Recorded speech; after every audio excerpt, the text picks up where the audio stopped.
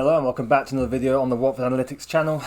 Today it's going to be a little bit quicker, I guess. It's kind of closer to the game than I'd like normally, but yeah, still been a busy week and just trying to get stuff out as quickly as possible. But because of that, as I said, we'll make it a little bit shorter and we won't look too much at the previous game. It's been discussed quite heavily. So just going to look at Middlesbrough really. Obviously, even now it's only a few hours till kickoff as I'm recording this, so I don't expect as many of you to get the chance to see this, but we'll make it brief. We'll go over kind of some of the main talking points. Obviously, there are still some unknowns. Let me split the screen here for you. Unknowns in terms of how we're going to line up. It's unclear. We might change back to the 3 at the back. We might stay in the 4. After the previous game, obviously our first defeat of the season, and I think it might be an opportunity for us to change to a back 3 again. I think given the team we're playing, it's probably going to be. Well, there's arguments for and against, so we'll talk about those. But we'll look at Middlesbrough and talk a little bit about what they are. The most recent game they came out as 2-1 winners against Swansea.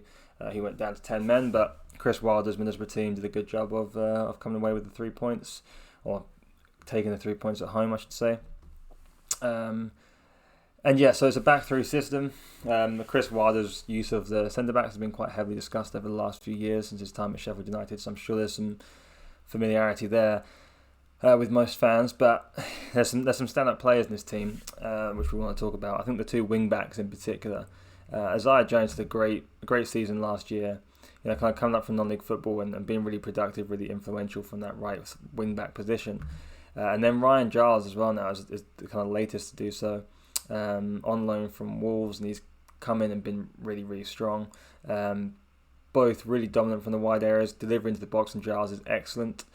Something to be really considerate of as a defensive unit. We have to be aware of stopping particularly Giles' impact in terms of getting the ball into the box. You can look at this game against Swansea here. You've got three key passes, 9 crosses into the box, and then Jones on the other side. Just the 3 crosses, but someone who's a little bit better at carrying. His delivery kind of comes more from the byline with Jones there. But you see from the positions on the map as well, the heat maps, they're very active in those forward areas.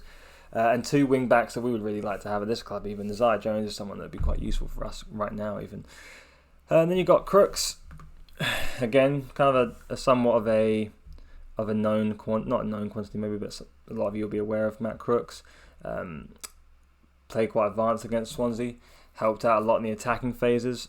2 key passes for himself. Kind of got the ball 31 times, 81 minutes. I think he's the man of the match down to SofaScore's assessment. Duncan Watmore, McGree, 2 forwards that are active. They work hard. They're pressing. They can be aggressive. And difficult players to play against, especially if you try and play from the back. So it wouldn't surprise me again if we do play at back 3 to try and help us a little bit in possession around that back line. We know what Johnny Howson is. We know what he offers. Coverage. He's going to sit back, decent range of passing, and just kind of be a bit of an anchor and just an outlet ball. Alex Mowatt, I think, adds a different dimension to the team. Kind of surprised a little bit that West Brom let him go on loan, but he's someone that offers you a lot in terms of set pieces. Obviously, he's got a great left foot. He's got an ability to press really well. Delivery is very good. Passing range is very good. He's combative. He can shoot. He's a good player, and I think he'll definitely help this Middlesbrough team, and we can already see that he has been. And in the back 3, obviously Matt Clark, we were linked to at that left centre-back position. They ended up opting for Courtney House, but Matt Clark finds a home at Middlesbrough, and that's a good sign for them. I think he sees what they do again. Linehan as well, but Paddy McNair, I think, is one to look at in terms of we discussed in our own for our own team. Finding that centre-back who can play on the outside, can progress the ball, and I think Paddy McNair is someone that is ideal for that. He's someone that I would have liked us to have been looking at for a while now. He's had his issues, he's had his injuries, but he's effective, and especially if you play him in the right position, I think this is a really good one for him.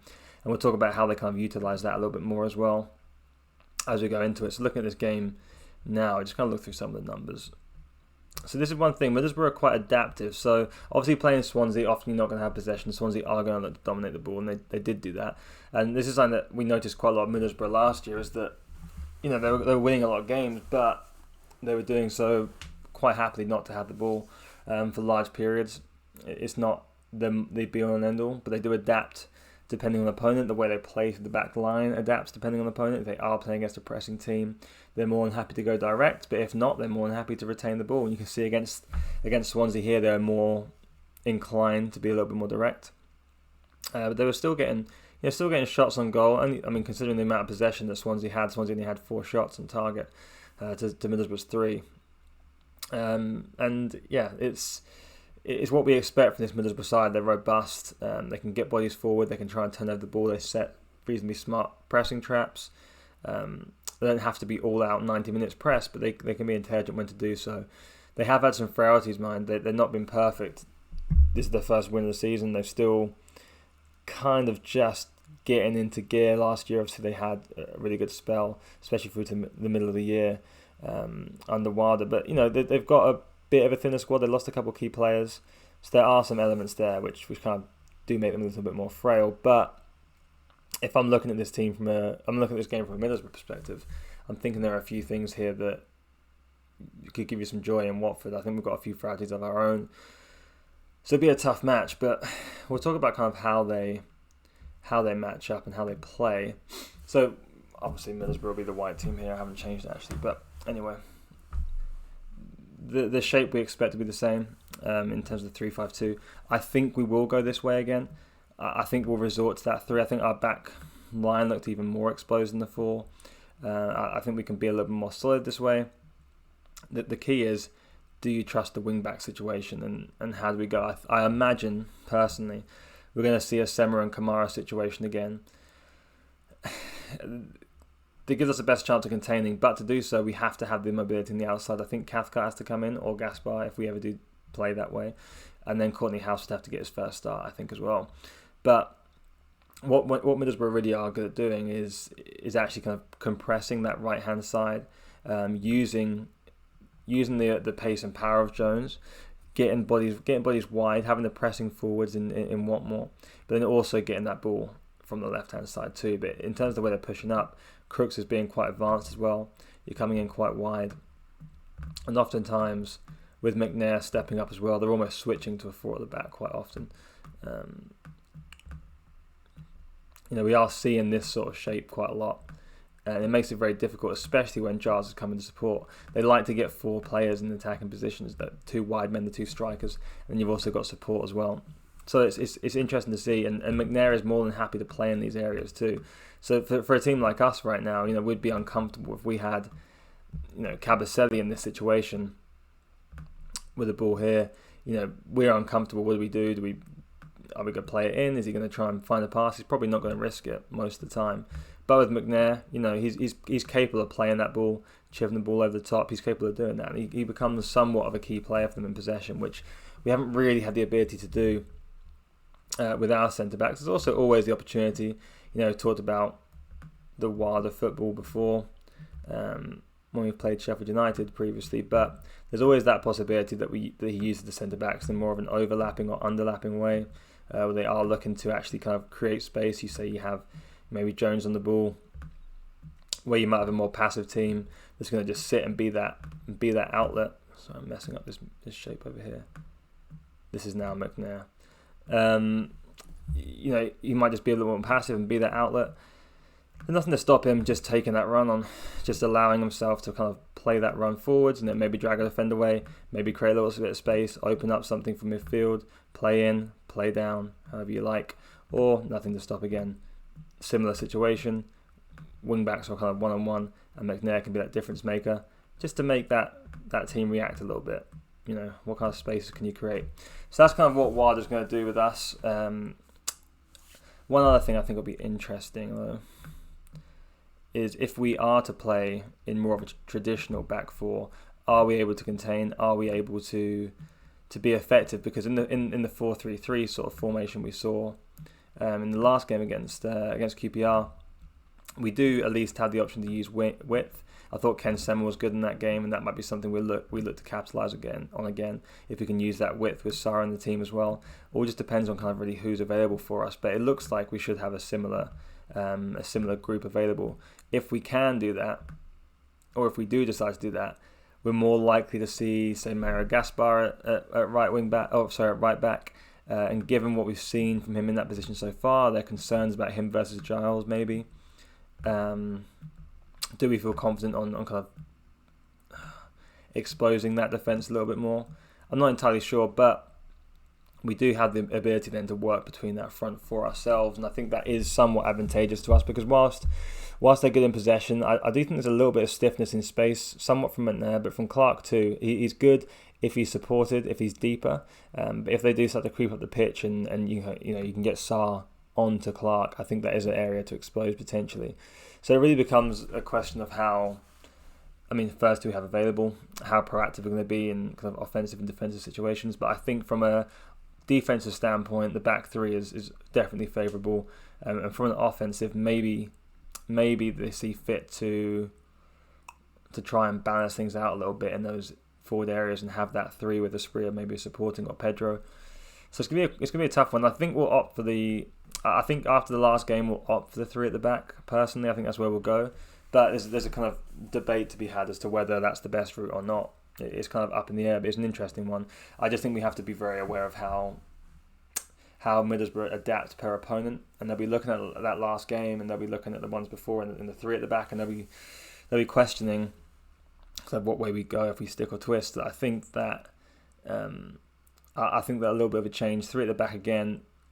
There's always the chance you could play a 3-4-3, but I think with the personnel we have in midfield, we probably won't. Question though, do we change with Kembe's last game? Is he up for a rest now? Do you reckon we could rotate a little bit and change? I'm not sure if we feel strong enough about the options we have on the bench instead, but there's an argument to be had there, I think. So yeah, we'll see kind of how that progresses. But as of now, I think these are kind of the two ideas we're playing with. We discussed just a little bit of how Middlesbrough can work there. They've got a few other options as well, I guess we might as well talk about, seeing as we're on them. So they are down at 18th in the league currently. How have I lost this lineup?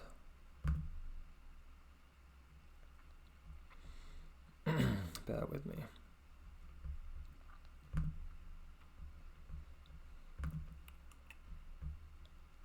Okay. Here's other options they have at disposal, I believe. Yeah, so Marcus Forss, he came in from Brentford on a permanent. We've seen him before for obviously Brentford now. He's someone that's not overly influential in build-up playing someone, but he gets into the box. He's got a decent finish on him. But he's someone that just comes on and effectively scores goals. He's not a player you bring on to be involved in those other elements. He can press, but predominantly he's a goal scorer. The other main, he's a game changer. Obviously Rodrigo as well, came on for the last 30. Pretty active, covers the ground well. Didn't get too involved in the last one, but he's someone to consider. So yeah, I think keep an eye on Crooks, keep an eye on Giles, and also keep an eye on Jones as well. So they'll be the main ones to watch out for tonight. And yeah, as I said, it'll be a little bit shorter. We'll look at passing network. This video, we'll look at passing network real quick. So again, as we kind of illustrated there, Crooks is getting very advanced. McGree as well, and what more? But then Crooks and Jones are playing in each other's pockets half the time. But you look at the support of McNair coming up forward, almost a right back, but coming inside a lot of possession. He played a lot of passes and kept the ball moving really well. We'll look at rankings real quick.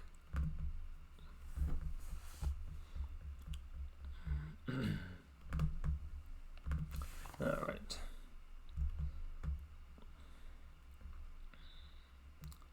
XG.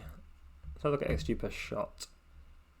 Yeah, so Middlesbrough are actually pretty high in the XG per shot. They're not getting a ton of shots away, I don't believe. When I looked previously last week, they weren't. Maybe I'm wrong. Shots per 90. Yeah, they're kind of pretty low down. We're actually tied with them for shots per 90, almost. One-on-one dribbling. We expect to see ourselves at the top still, per 90 obviously as well. And then Middlesbrough a little bit lower down. But those wing-backs are also more than capable of doing so. They're more than capable of getting down that byline and kind of taking players on, especially Jones there as well. So yeah, that's kind of really what I wanted to look at with you guys today. It's not the most in depth. Obviously, I'd like to go a little bit further, but given the time and how close we are to kick off, I just thought we'd get something out just in case you could have a look at or listen to something perhaps on the way to the game. But yeah, anyway, so this will be at the end of this one. We'll get back for the next video. We'll be covering the fallout, but also there's a good chance, depending on how the window goes, there's a good chance I do another video before the next game, just discussing maybe the window as a whole, recruitment, talking about this team, where we are, where the squad is now when it's finalised, and what we can expect to see, and just maybe have a bigger chat about recruitment in general, maybe make a bit of a longer video than I normally do, just to kind of discuss certain elements. So maybe for that one, actually, if you are watching this, I'll post this again later anyway, but if you are still with me at this point, if you do have any recruitment questions, excuse me, any recruitment questions you'd like to send in, whether that's questions about Watford or recruitment in general or whatever the question is, send it over, we'll have a chat about it, and I'll try and get a good episode out for us later this week. So thanks for watching. If you have, again, please like and subscribe. Always helps, I think. I don't know if it helps, I'm not really trying to do anything too much of this, but still, like and subscribe. If you don't want to, that's also fine. And I will see you in the next one. Thank you.